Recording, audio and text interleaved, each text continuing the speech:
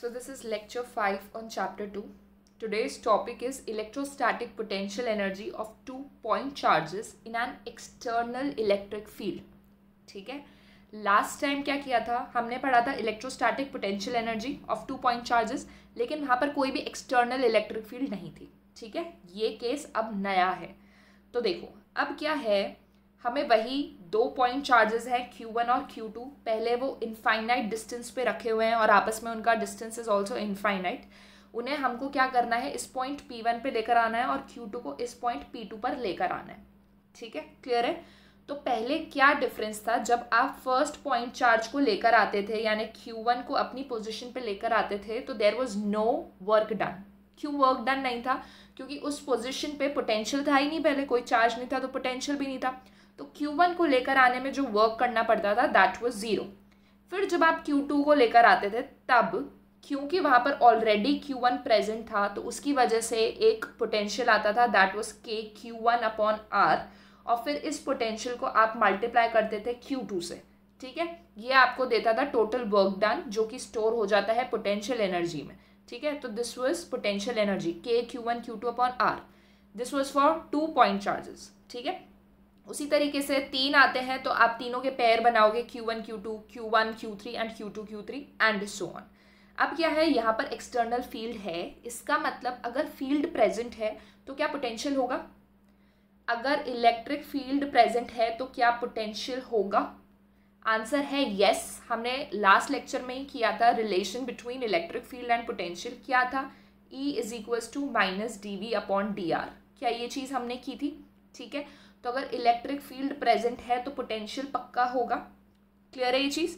तो सपोज करो कि हमें Q1 को लेकर आना है पॉइंट P1 पर और Q2 को लेकर आना है पॉइंट P2 पर. अब because external electric field is present तो वहाँ पर पोटेंशियल भी होगा. तो लेट्स से कि P1 पे जो पोटेंशियल है वो V1 है और P2 पे जो पोटेंशियल है V2 है. और ये पोटेंशियल किसकी वजह से है? It is because of the external electric field. समझ आ गई बात? ठीक है, तो पहले जब हम Q1 को अपनी पोजीशन पर यानी P1 पर लेकर आते थे तो there was no work done. लेकिन अब होगा. क्यों? क्योंकि इस पॉइंट P1 पर पोटेंशियल प्रेजेंट है. कितना प्रेजेंट है? V1. और ये किसकी वजह से? एक्सटर्नल इलेक्ट्रिक फील्ड की वजह से. तो वर्क डन कितना हो जाएगा? Potential into the charge. तो पोटेंशियल है V1 और चार्ज है Q1, तो W1 कितना हो गया? V1Q1. ठीक है, क्लियर. अब हमें क्या करना है, Q2 को लेकर आना है अपनी पोजिशन पर. Q2 को अब ध्यान रहे कि टोटल पोटेंशियल कितना होगा. देखो ये 2 प्लेसेस हैं, ये है आपका पॉइंट P1, ये है पॉइंट P2. यहाँ पर Q1 ऑलरेडी रख दिया अब आपने लाकर, और यहाँ पे ऑलरेडी V1 प्रेजेंट था और यहाँ पर ऑलरेडी V2 प्रेजेंट है. जब आपको Q2 लेकर आना है, Q2 लेकर आओगे तो वर्क डन कितना होगा? जो भी टोटल पोटेंशियल है इंटू Q2 करते हो, वर्क डन का यही फॉर्मूला होता है ना, पोटेंशियल इंटू Q2. तो अब इधर ध्यान से देखो पॉइंट P2 पर एक तो पोटेंशियल V2 ऑलरेडी प्रेजेंट है because of the external electric field, और दूसरा यहाँ पर चार्ज Q1 प्रेजेंट है तो उसकी वजह से भी पोटेंशियल आ रहा होगा. और कितना आ रहा होगा? KQ1/R. ये बात समझ आई? अब 2 पोटेंशियल होंगे, एक तो ऑलरेडी जो प्रेजेंट है एक्सटर्नल की वजह से, और आपने ये जो चार्ज Q1 ऑलरेडी प्लेस कर दिया है उसकी वजह से. समझ आ गई बात? तो अब W2 क्या लिखोगे? Potential at P2 into Q2, जितना भी टोटल पोटेंशियल P2 पर प्रेजेंट है इंटू चार्ज Q2. अब टोटल पोटेंशियल कितना प्रेजेंट है? एक तो V2 प्रेजेंट है, V2 because of external field, plus KQ1/R12. This is because of the charge Q1 into Q2. तो वर्क डन कितना हो गया? V2Q2 plus KQ1Q2/R12. क्लियर है ये बात? ठीक है, तो टोटल वर्क डन कितना हो गया? W1 plus W2. W1 था V1Q1, W2 था V2Q2 प्लस KQ1Q2/R12. समझ आ गई बात? क्लियर? ठीक है, तो this is the work done या फिर potential energy of 2-point charges placed in external electric field. Clear है ये चीज? ओके, चलो अब एक आध क्वेश्चन करते हैं. 2 charges 3 × 10⁻⁸ coulomb and -2 × 10⁻⁸ coulomb are located 15 metre apart. 2 charges हैं, ये और ये मैग्नीट्यूड के, जिनका डिस्टेंस क्या है? 15 मीटर. 15 मीटर के डिस्टेंस पे they are placed. At what point on the line joining the 2 charges is electric potential 0. ठीक है, आपको फाइंड आउट करना है कौन से पॉइंट पर between the line joining them potential कितना है, 0 है। Take the potential at infinity to be 0, ठीक है, इन्फिनिटी पे पोटेंशियल हम 0 ही लेते हैं एनीवे, ठीक है। तो अब देखो ए और बी पे दो चार्जेस रखे हुए हैं ऑफ द गिवन मैग्नीट्यूड, इन दोनों के बीच का डिस्टेंस है 15, ऑलराइट। अब हमें ऐसा पॉइंट ढूंढना है इस पर्टिकुलर लाइन पर जहां पर पोटेंशियल 0 होगा, ठीक है। अब देखो कितने केसेस हो सकते हैं पोटेंशियल 0 होने के, 2 केसेस हो सकते हैं। एक तो जो पॉइंट पी है जहाँ पे पोटेंशियल 0 है वो इस लाइन के कहीं बीच में लाई कर ले, ठीक है। और दूसरा क्या होगा, दूसरा होगा कि ये इस सेम लाइन पे लेकिन इन दोनों के बीच में ना लाई करे, मतलब सेम लाइन पर कहीं और लाई करे, ठीक है। 2 केसेस, या तो दोनों के बीच में या फिर कहीं बाहर, ठीक है। तो हम केस 1 लेके चल रहे हैं that P is a point between the charges, तो ये पॉइंट कहीं हमने ले लिया बिटवीन द चार्जेस, ठीक है। अब हम ये लेट कर लेते हैं कि ये distance, let this distance is x। अगर ये डिस्टेंस x होगा यानी AP x होगा तो क्या ये डिस्टेंस अपने आप 15 माइनस x हो जाएगा, क्योंकि टोटल डिस्टेंस इज 15, क्लियर है, ठीक है। So total potential at point P 0, हम क्या क्लेम कर रहे हैं कि टोटल पोटेंशियल P पे 0 है। तो हम देख लेते हैं, पोटेंशियल पे 0 है, सॉरी पॉइंट P पर पोटेंशियल 0 है, तो टोटल पोटेंशियल क्या होगा, potential due to A and potential due to B, ठीक है। पोटेंशियल ड्यू टू A कितना होगा, K इंटू कितना Q रखा हुआ था वहाँ पे 3 इंटू 10⁻⁻8, और डिस्टेंस कितना है x है, माइनस, अब ये माइनस साइन क्यों आ रहा है, क्योंकि जो दूसरा चार्ज था ये वाला इट इज़ नेगेटिव, तो माइनस K 2 इंटू 10⁻⁸ अपॉन ये डिस्टेंस कितना हो गया 15 minus x, this is 0, okay. तो अब क्या करना है, x की वैल्यू निकालनी है, सॉल्व करना है। ये k से k कैंसिल हो गया, ये इक्वेशन आ गई आपकी 3 into 15 minus x is equals to 2x। Solve करोगे तो will get 5x equals to 45, इसका मतलब है x इक्वल्स टू 9। तो ये जो पूरा डिस्टेंस था 15, इसके अगर आप 0.9 मार्क करोगे तो वहाँ पर आपका पोटेंशियल क्या आ जाएगा, 0 आ जाएगा। That was case 1। अब हम केस 2 लेके चलते हैं कि जो पॉइंट P है वो कहीं आउटसाइड दीज पॉइंट्स लाई कर रहे हैं, ठीक है। सो देखो इधर ध्यान से, ये पॉइंट है आपका A, ये पॉइंट है आपका B, ठीक है। इन दोनों के बीच का डिस्टेंस 15 है, ये बात तो क्लियर है। हम लेट कर लेते हैं यहाँ पर है कहीं पॉइंट P, और A से लेकर P तक का डिस्टेंस पूरा कितना है, x है, ठीक है। अगर A से लेकर x तक का डिस्टेंस 15 है, सॉरी अगर A से P तक का डिस्टेंस x है तो B से P तक का डिस्टेंस कितना होगा, समझ आ रहा है मैं क्या बोल रही हूँ। अगर ये पूरा डिस्टेंस यहाँ से यहाँ तक का x है और ये 15 है, तो क्या B से लेकर P तक का डिस्टेंस x माइनस 15 हो जाएगा, इसमें तो कोई दिक्कत नहीं है, ठीक है। P इक्वल्स टू 0 कितना हो गया, this is because of the first charge, this is because of the second charge. अब क्या करना है, सॉल्व करना है। 3x minus 45 equals to 2x, तो x कितना आ गया 45 सेंटीमीटर, यानी पोटेंशियल कहाँ पे 0 होगा, एक तो 9 सेंटीमीटर पे और एक 45 सेंटीमीटर पे, ठीक है। अब नेक्स्ट क्वेश्चन एनसीईआरटी का है, determine electrostatic potential energy of system consisting of 2 charges 7 microcoulomb and -2 microcoulomb placed at -900 and 900 respectively, ठीक है। How much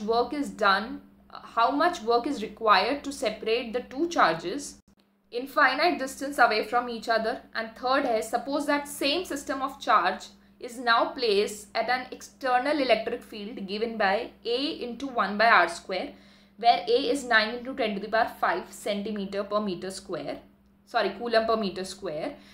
What would be the electrostatic energy of this configuration? ठीक है, 3 पार्ट्स हैं, 1 by 1 चलते हैं।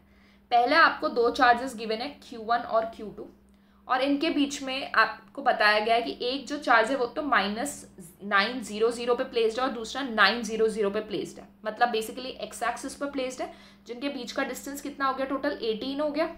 एक -9 था एक 9 था, तो 18 हो गया डिस्टेंस। तो फर्स्ट केस में तो आपको सिर्फ और सिर्फ पोटेंशियल एनर्जी निकालनी है।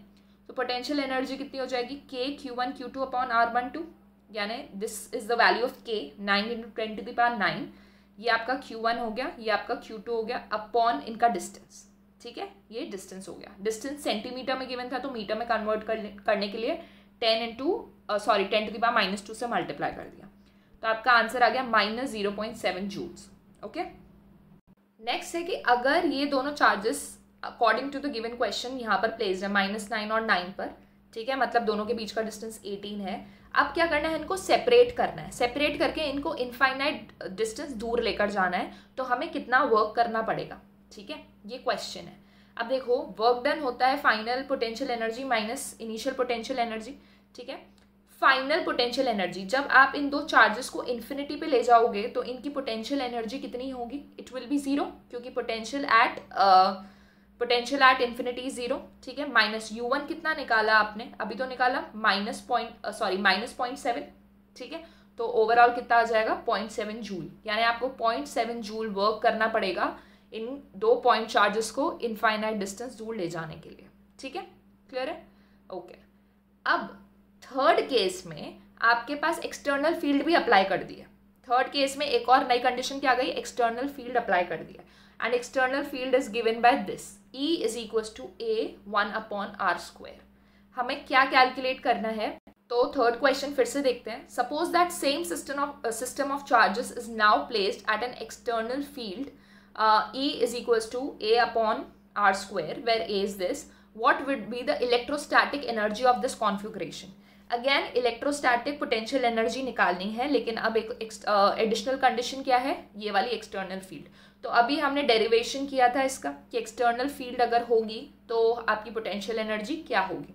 तो देखो, ये वो फॉर्मूला है जो हमने डिराइव किया था अभी, ठीक है, कि अगर दो चार्जेस हैं Q1 Q2 और एक्सटर्नल इलेक्ट्रिक फील्ड में वो प्रेजेंट हैं तो पोटेंशियल भी आ जाएगा। सपोज इस पॉइंट पे V1 है, इस पॉइंट पे V2 है, और इन दोनों के बीच का डिस्टेंस R12 है, तो नई पोटेंशियल एनर्जी क्या होगी, it will be Q1V1 plus Q2V2 plus K(Q1Q2)/R12। ये अभी हमने डिराइव किया, ठीक है। तो अब हमारा काम क्या है कि हम ये V1 और V2 की वैल्यू निकाल दें, बाकी सब तो हमको गिवन है, ठीक है। अब देखो, इलेक्ट्रिक फील्ड है आपकी A1/r², हमें एक रिलेशन पता है E is equals to dV/dr, ठीक है। वो जो नेगेटिव है वो तो सिर्फ साइन शो करता है, जब हम मैग्नीट्यूड की बात कर रहे हैं तो हम dV/dr ही लिखेंगे, इज इक्वल्स टू V/r, ये भी हमने किया था, ठीक है। तो E is equals to basically V/r। अगर E आपका V/r होता है तो V कितना हो जाएगा, E इंटू R। अब आपको E ऑलरेडी गिवन है, तो अगर मैं इसमें R मल्टीप्लाई कर दूं तो मुझे V मिल जाएगा, क्लियर है। तो V is equals to ER, यानी E था आपका A/r² into R, that gives us V is equals to A/r, clear है। V कितना आ गया आपका A/r, ओके। तो Q1 V1 कितना हो जाएगा, V1 की जगह लिख दिया, A/r था ना, तो A/r1 इंटू Q1, फिर Q2 as it is, V2 की जगह A/r2, और ये तो एज इट इज, ऑलराइट, ठीक है। अब देखो, A की वैल्यू क्वेश्चन में गिवन है 9 × 10⁵, Q1 आपको ये गिवन है, और R1 कितना है 9 × 10⁻²। R1 कितना है, द डिस्टेंस ओरिजिन से जो डिस्टेंस है, एक -9 पे प्लेस था, एक 9 पे प्लेस था, तो ओरिजिन से डिस्टेंस ले रहे हैं हम R1, ठीक है। R1 क्या है, ओरिजिन से डिस्टेंस, और R12 का मतलब है 1 और 2 के बीच का डिस्टेंस, क्लियर है। तो देखो, R1 भी 9 × 10⁻² मीटर होगा, और R2 भी 9 × 10⁻² मीटर होगा, ठीक है। एंड ये वाला जो वैल्यू है, ये तो आपकी पोटेंशियल एनर्जी नॉर्मल जो हम ऑलरेडी निकाल चुके हैं, -0.7, ठीक है। तो U' पूरा सॉल्व करने के बाद कितना आ गया, 49.3 जूल, ठीक है। तो ये इंपॉर्टेंट क्वेश्चन है, याद रखना। क्या किया इसमें हमने, बस V1 और V2 की वैल्यू अलग से निकाल ली है। V की वैल्यू इधर से A/r है, तो जब हम V1 की बात करेंगे तो A/r1 आ जाएगा, क्योंकि A तो कांस्टेंट है, ठीक है। एंड R1 और R2 क्या है, distance from the origin, okay. Potential energy of dipole in an external field. अब ये वाला टॉपिक हम डिटेल में ऑलरेडी फर्स्ट चैप्टर में कर चुके हैं, ये सेकंड चैप्टर में वापस से रिपीट हो रहा है, तो आप लोगों के लिए भी एक रिवीजन होगा। तो क्या हो रहा है कि एक एक्सटर्नल फील्ड में इस तरीके से डाइपोल प्लेस्ड है, ये -Q चार्ज है, ये +Q चार्ज है, ठीक है। अगर इस तरीके से डाइपोल प्लेस्ड है और इलेक्ट्रिक फील्ड की डायरेक्शन इधर है, तो आपको पता है कि +Q पर कौन से डायरेक्शन में फोर्स लगती है, इलेक्ट्रिक फील्ड के डायरेक्शन में। तो +Q पर इस डायरेक्शन में फोर्स लग रही होगी, और -Q में ऑपोजिट डायरेक्शन में, मतलब यहाँ पर लग रही होगी। तो बेसिकली इलेक्ट्रिक फील्ड क्या कर रहा है, ये डाइपोल को रोटेट कराना चाहता है, कौन सी डायरेक्शन में, ऑब्वियसली इस डायरेक्शन में डाइपोल को रोटेट करवाना चाहता है, ठीक है। तो अगर डाइपोल रोटेट नहीं हो रहा है, उसको उस पोजीशन पे रखने के लिए कुछ वर्क करना पड़ रहा होगा, ठीक है। इस पोजीशन में अगर इसे नॉर्मली जाके छोड़ देते एक्सटर्नल फील्ड में, तो ये तो रोटेट हो जाता। कब तक रोटेट होता है ये, जब तक +Q इधर ना आ जाता और -Q इधर ना आ जाता, तब तक ये रोटेट करता। लेकिन अब ये रोटेट नहीं कर रहा है, इस पोजीशन में रखा हुआ है, इसका मतलब इस पर कुछ वर्क करना पड़ा होगा और वही जो वर्क है वो इसकी पोटेंशियल एनर्जी बनकर स्टोर हो जाता है। ठीक है, तो रीड कर लेते एक बार। Dipole in an external field experiences a torque which tries to align it in the direction of electric field. ये हमने पढ़ा।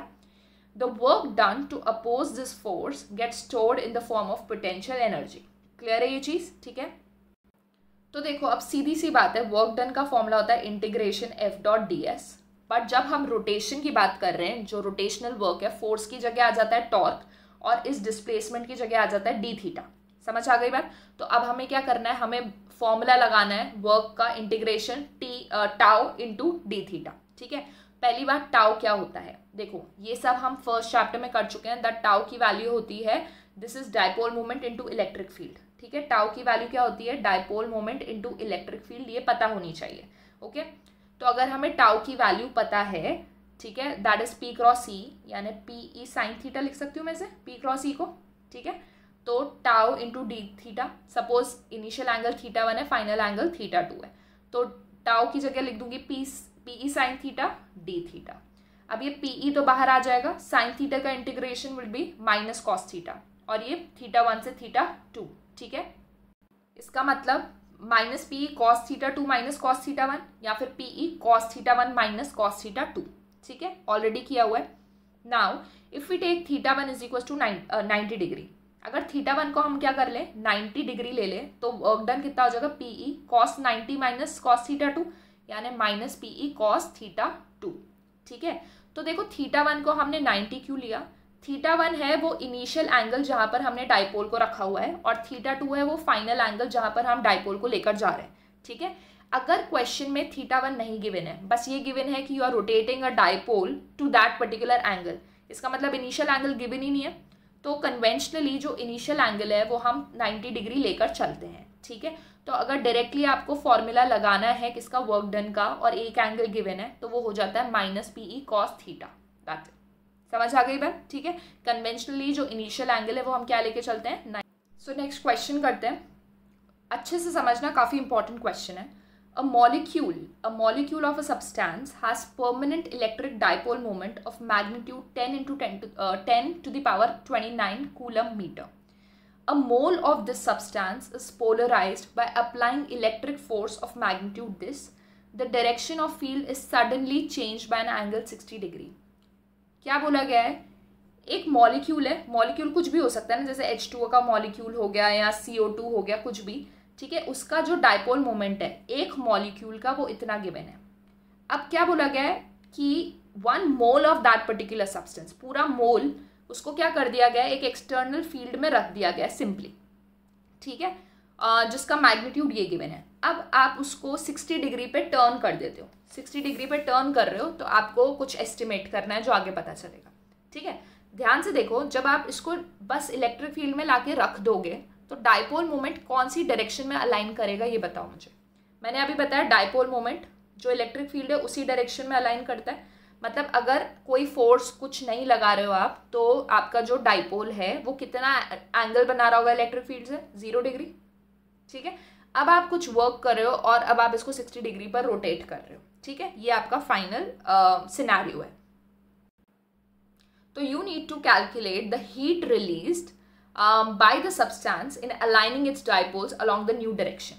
तो आपको क्या करना है, ये आइडेंटिफाई करना है कि क्या हीट रिलीज होगी जब आप इसको डाइपोल को न्यू डायरेक्शन में लेकर जा रहे हो। ठीक है, अब देखो गिवन क्या है, डाइपोल मोमेंट एक मॉलिक्यूल का, ईच मॉलिक्यूल का डाइपोल मोमेंट है ये, लेकिन हमें किसका कैलकुलेट करना है, पूरे मोल के लिए कैलकुलेट करना है। और हमें पता है that 1 mole is equal to 6 × 10⁻23 molecules. ये तो पता होना चाहिए, एक मोल में कितने मॉलिक्यूल्स होते हैं, इतने। तो टोटल डाइपोल मोमेंट कितना हो गया, दिस मल्टीप्लाइड बाय 10⁻⁻29, एक का पता है और एक मोल में इतने होते हैं, तो टोटल डाइपोल मोमेंट इतना हो गया। ठीक है, अब देखो इनिशियल पोटेंशियल एनर्जी कितनी होगी, इनिशियल पोटेंशियल एनर्जी, इसका मतलब जब डाइपोल इनिशियली रखा हुआ है कि कौन से एंगल पे रखा हुआ है, 0 डिग्री पे रखा हुआ है, तो फॉर्मूला क्या होता है, माइनस पीई कॉस थीटा। ये मैंने आपको बताया है कि जब एक ही एंगल गिवन हो तो फॉर्मूला कितना होता है, माइनस पीई कॉस थीटा होता है। समझ आ गई बात? ठीक है, तो ये कितना हो गया, -6 जूल, एंड फाइनल कितना हो गया, फाइनल 60 डिग्री पे लेके जा रहे हो तो माइनस पी कॉस थीटा यानी cos 60 degree, that is -3 joule. तो फाइनल पोटेंशियल एनर्जी कितनी आ गई, -3 joule. Change in potential energy क्या हुआ, फाइनल माइनस इनिशियल यानी -3 माइनस -6 दैट इज 3 जूल। तो इतनी हीट रिलीज होगी ये काम करने में, ठीक है, क्लियर।